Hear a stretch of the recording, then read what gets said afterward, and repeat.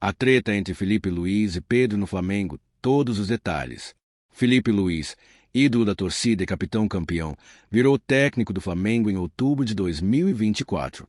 Pedro, contratado como destaque de luxo e artilheiro nato, voltou de grave lesão em abril de 2025 com 2 gols na estreia.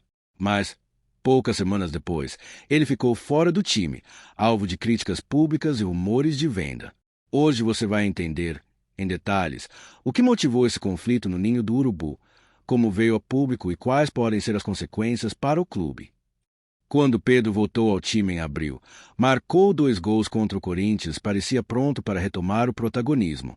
Nos jogos seguintes, porém, foi pouco aproveitado em decisões de mata-mata, semifinais da Copa do Brasil e da Libertadores. Segundo fontes do clube, apresentou números físicos abaixo da média do grupo. Dados de GPS confirmaram que ele ficou na última posição de todos os indicadores de intensidade naquela semana de treinos. No início de julho de 2025, vazaram prints de uma conversa interna em que um dirigente sugeria oferecer Pedro por 15 milhões de euros ao mercado europeu. Rapidamente, o Flamengo emitiu nota oficial negando qualquer proposta e assegurando que o atacante conta com total confiança da comissão técnica e da diretoria. Ainda assim, o episódio deixou o vestiário apreensivo e a torcida dividida. Na sequência, Felipe Luiz convocou Pedro e os 4 capitães do elenco, Arrascaeta, Bruno Henrique, Alex Sandro e Léo Pereira, para uma conversa franca.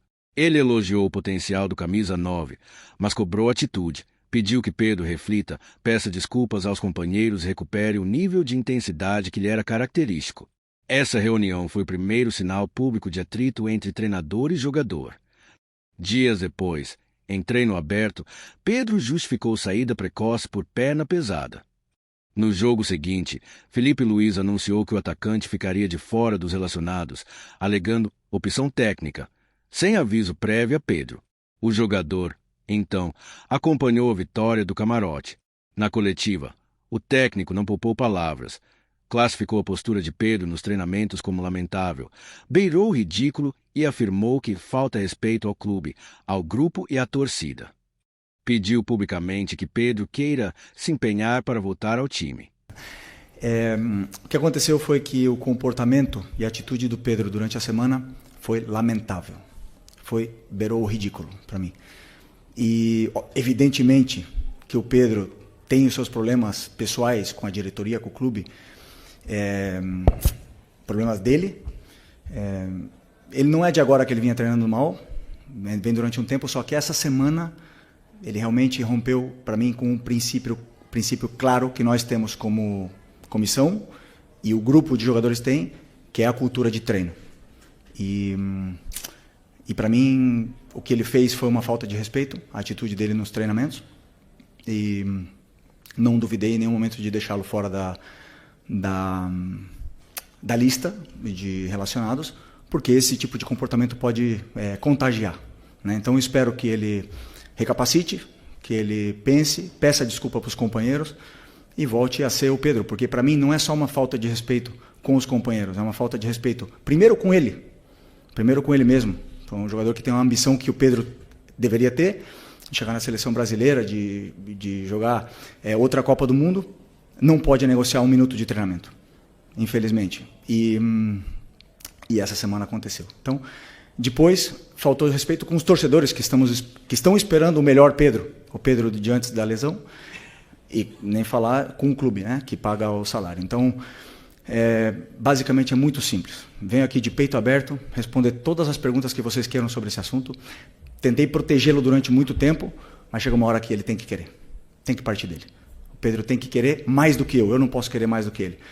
E a gente vê no campo a cultura de treino instaurada nesses jogadores, o que eles conseguem correr e conseguem performar, né? O meu olho me diz o que eu vejo no campo, o que eu vejo em cada treinamento, mas temos dados de GPS que dizem que o Pedro é o último em absolutamente tudo durante essa semana. E um jogador que é o último em absolutamente todas as valências físicas, que é alta intensidade, é aceleração, desaceleração, não está pronto para performar. E aí vocês podem botar a culpa no treinador, no modelo, nos companheiros, no Arrascaeta, vocês podem botar a culpa em quem for. Mas a culpa é dele. E ele tem que querer. A hora que ele querer, eu estou esperando de braços abertos, porque eu não posso ir para o mercado comprar um jogador que faça 30 gols, que nem ele. Ele está com a gente, ele não é um problema, ele deveria ser a solução. Repito, tem que querer. E a hora que ele querer, que ele pedir desculpa para os companheiros e voltar a treinar no nível que os companheiros dele estão treinando, com certeza não vai ser um problema. Ele vai estar no campo titular, indiscutível. É isso. Para entender a raiz do choque, é preciso olhar para o perfil de jogo que Filipe Luís construiu. Seu sistema exige pressing alto, mobilidade e troca constante de posições, características menos compatíveis com o estilo de Pedro, centroavante mais posicional. A comissão técnica detectou que, fisicamente, Pedro não acompanhava o ritmo dos alas e meias, o que prejudicava o esquema de pressão. Internamente, também cresceu o debate sobre buscar outro atacante no mercado, com menções ao interesse em nomes como Vlahovic. Filipe Luís foi categórico. Usei toda a paciência, mas agora cada um no CT tem que querer, senão não tem espaço. O diretor de futebol José Boto, por sua vez, mencionou em entrevista a possibilidade de reforços de peso, o que soou como alerta a Pedro e ao grupo. A nota oficial da diretoria reafirmou apoio ao treinador, enquanto evitava expor o jogador. A imprensa especializada repercutiu os prints e as declarações. Mauro César Pereira classificou como patética a negação da diretoria e reforçou ter fonte na cúpula do futebol rubro-negro que confirmou o interesse em venda.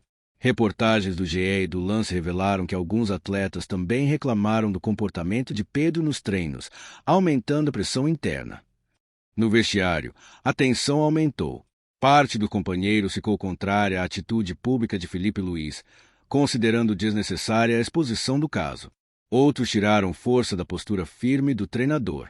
Os capitães, mediadores por excelência, atuaram para evitar fissuras no grupo, mas reconhecem que o clima seguiu carregado. Nas redes sociais e nas arquibancadas, o episódio dividiu o torcedor.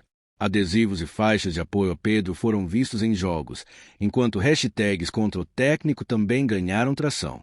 No clássico seguinte, houve vaias mistas e aplausos de incentivo, um retrato claro da divisão. Diante desse impasse, há dois cenários. Primeiro, a saída de Pedro ainda em 2025. Ele tem mercado e seria negociado por valor alto, permitindo ao Flamengo reinvestir num perfil mais adequado ao sistema de Filipe. Segundo, a reconciliação.